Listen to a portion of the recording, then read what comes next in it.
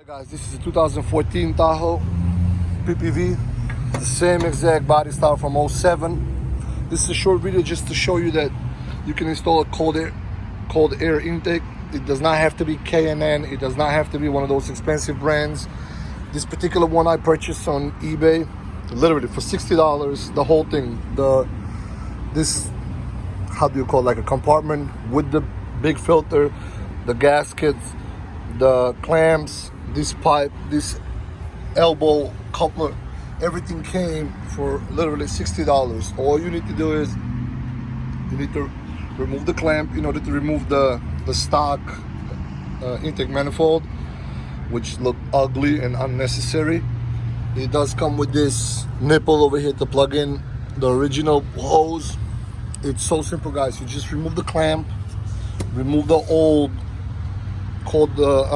intake manifold. You will remove the bolts that hold the box in order to open it and remove the filter. Then there will be 10mm bolts on the bottom that you will unbolt.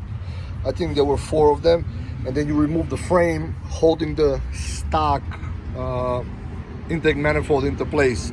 After you remove the stock one, you will have to bolt this one down. It's super simple, guys. As you can see, bolts straight into where it needs to bolt. One screw over there, I don't know if you can see it, pretty sure you can, right there in the bottom. One there, comes with a little bracket already that you can mount to the radiator support, if I may call it, whatever that actual thing is.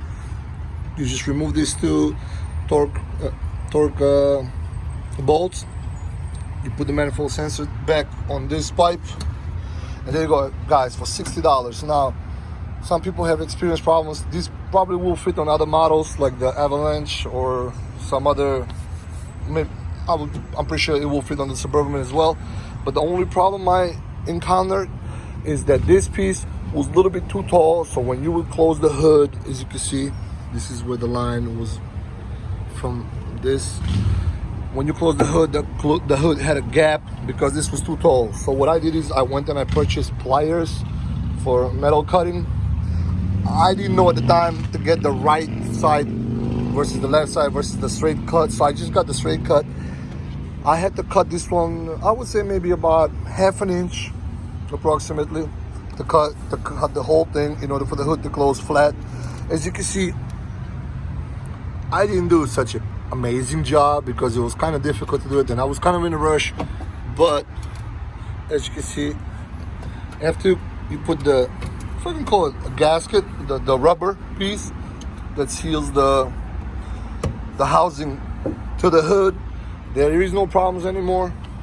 This is how it looks. The truck does feel a little bit louder, slightly louder, like, if I can say, like you had done something to it. It does accelerate a little bit better. The throttle response is a little bit better. I don't know about the gas mileage. I did not track it before I installed this one, but it's certainly a nice upgrade, and it's literally $60. So I will try to link the link of the of the eBay product on this video.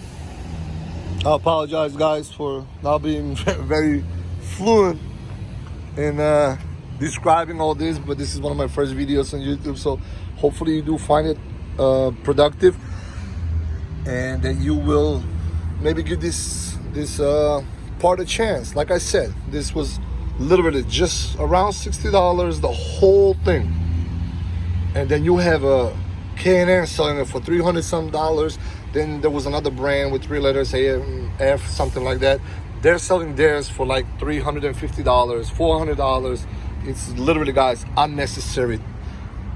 If I had put a K&N sticker over here, or if it came with a K&N sticker, nobody will be able to tell that this was a $60. So once again, give it a chance. If you do not like it, or if it doesn't fit perfect and you do not want to cut it, you can always return it and get the money back. Thank you, guys. I hope you learned something. Super easy, super simple. Give it a shot. You'll love it. Thank you.